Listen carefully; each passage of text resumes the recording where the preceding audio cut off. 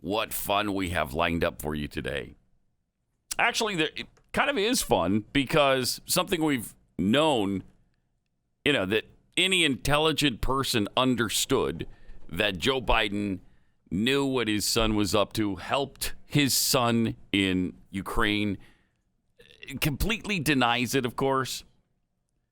Now we have, I'd call it proof positive that he's a bald-faced liar.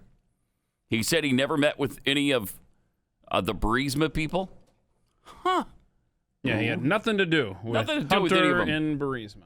Yeah, didn't know anything about it, didn't talk to him.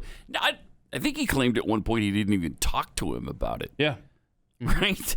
Yeah, why would you talk to your son about his business? You wouldn't. You just wouldn't do that. Who's ever done that? And then right after that, the photo of him playing golf with his son and an official came out. Yeah, but we didn't talk business. No. We were hacking the links, man. I didn't know. I didn't even know who the guy was or what he did. They put a lid on the press yesterday. Oh, did they? Before 8 o'clock in the morning. So, yeah, you know what? We're just going to take the day off. We still have 3 weeks before the election. We don't need to get out and campaign today. Oh, okay. Not even in the home stretch yet. So now we've got an email that links him up with Burisma and shows that he lied about meeting with an executive from Burisma in 2015. New York Post reported about this smoking gun. It's an email that appeared to show that Hunter Biden brokered a meeting in April 2015 between his dad and Burisma's number 3 exec, Vadim Pozharsky.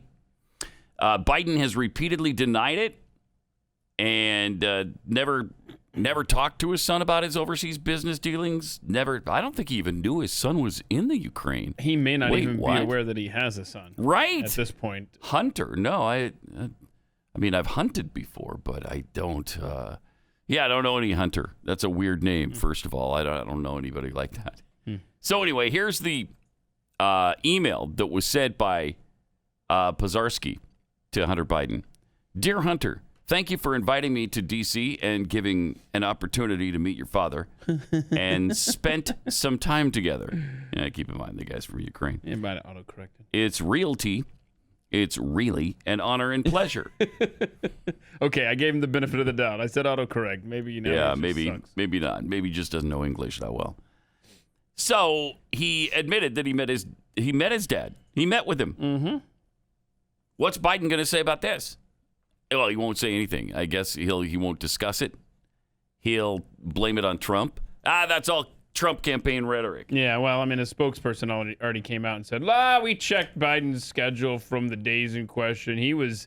Where was he? They don't match up. Okay, Boy, sure. you got us.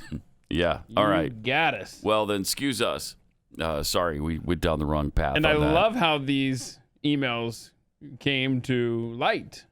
Hunter dropping off his computers to a computer shop and never coming back to get them.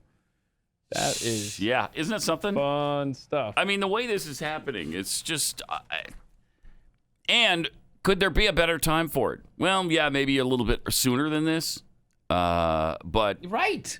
Well, that's just it. 2 years ago, this guy informed Rudy. I mean, poor Rudy has been hung out to dry during the last couple of years. He's been on with Glenn. He's tried to say everything he could say short of, we have the hard drives from Hunter. I don't know what has taken this long to get them to the New York Post, but boy, Twitter, Facebook. They did everything they could to shut down the information. Everything. Instagram. Everybody was blocking the URLs from the New York Post yesterday. Well, because it's a New York Post. It wasn't, the National Enquirer or somebody you'd really respect. I see. And admire. Just the New York Post. It's incredible. And it's incredible to watch Twitter do this time after time after time after time. Same with Facebook. And then they come out and say, oh, yeah, that was a problem. What a mistake. That shouldn't have happened. Really? Okay, now that you shut down everybody's effort to get the information out, and you calmed it down for 24 hours and you pushed it back a little bit during an election cycle here. Oh, now you've got to, we figured that out, and it's fixed now. You can send it now. Oh, really? Okay. Yeah. It's incredible what they get away with. Well, and they're, because of their immunity, they get away with it. Because they're a platform and not a publisher, they get away with being biased. Because they're not going to be, actually, they shouldn't get away with their bias, because in order to be the platform instead of the publisher, you've got to be unbiased in your effort.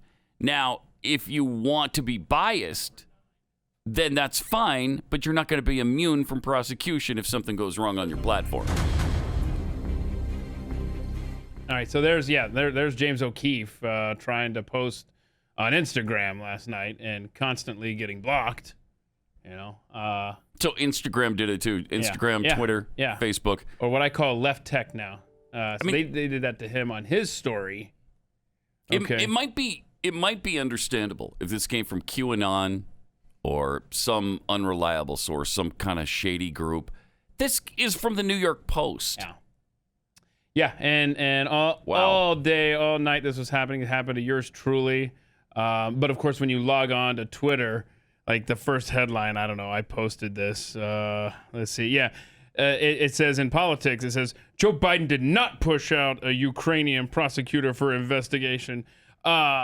It is a complete big tech censoring job last night in the middle of a campaign season. Mm-hmm. People like James Woods were being blocked from posting.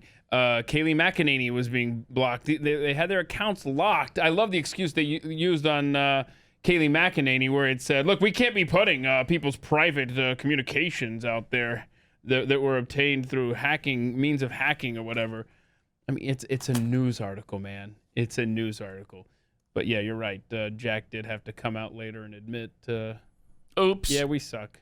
Oops. Again. Oops. Look at that. So he's been threatened by senators, by congressmen. Several of them come out and said, look, we need to go after him on this immunity thing.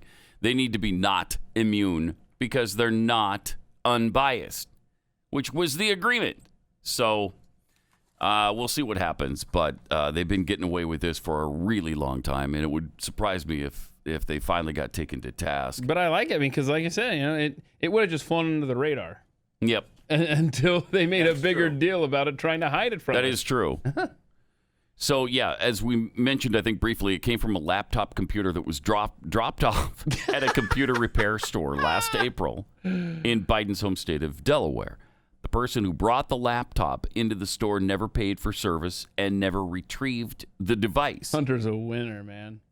Federal law enforcement officials reportedly seized the laptop in December, so they've had it for a year almost, after the store owner alerted them to it, but not before the store owner made a copy of the hard drive.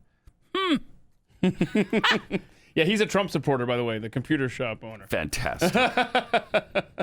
The never-before-revealed meeting is mentioned in a message of appreciation from the Ukrainian, an advisor to the board of Burisma. About a year after Hunter joined the Burisma board at a salary of around $50,000 a month. I've heard so many different figures on that.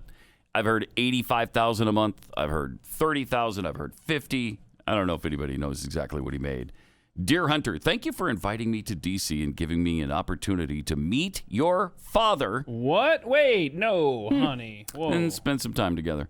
Boy, it would have been nice to have that debate scheduled for tonight, huh? Oh, my God. Can you imagine? But that's an opportunity lost.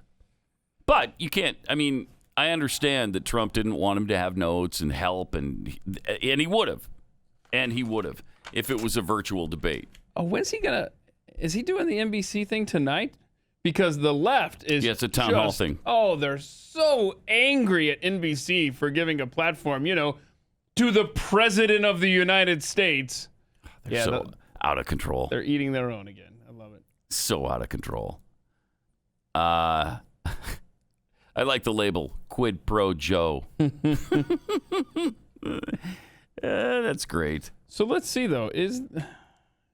So are they having dueling town halls tonight? Yes, they are. Okay. So that should be fun too. So so if Trump's going to be on NBC, Biden's going to be on ABC, you think this comes up at all? On ABC for Biden? Good question. I mean, they have to ask him, right? It's just too prevalent. It's too known. There's too much attention now. They've got to ask him about it, I would think. So I would say yes. If you are a voter who is still deciding between Biden and Trump, first of all, get your head checked. Second of all, which one of these do you watch tonight? Like, you know what I'm saying? Like, obviously, I know times are fancy, and you got tools that allow you to watch both. Yeah, but you can't listen to both, really. Well, I mean, I guess you could. No, you go back afterward. Yeah, you go to YouTube or your. I'm gonna watch the president. I can't handle watching Biden's lies. Okay, so you're gonna watch Trump, and I'm gonna watch baseball. No, okay. Okay. I'll try to keep an eye on Biden. Because I want to see if this comes up. Well, I'm sure Twitter will inform me if it comes up. I'm sure they will. Sure. So Sarab Amari, who was trying to post this information yesterday, said this is a big tech information coup. This is digital civil war. I, an editor at the New York Post, one of the nation's largest papers by circulation, can't post one of our own articles, one of our own stories that details corruption by a major party presidential candidate, Joe Biden. Crazy. That is just absolutely nuts that that's a reality. But you know what? We don't deserve to know. We don't deserve to know about Ukraine. That's right. We don't deserve to know about his packed court plans. We don't deserve to know any of that. I mean, look, it would be a different story if he were running to be president of the United States. Right. Yeah, that'd be... Yes, then it would be important for us to know. Then you'd want to know. I mean, you're acting like we can use that information to base our decision on some of the information we compile. I mean, it's just silly, isn't it? It's silly. It's fun.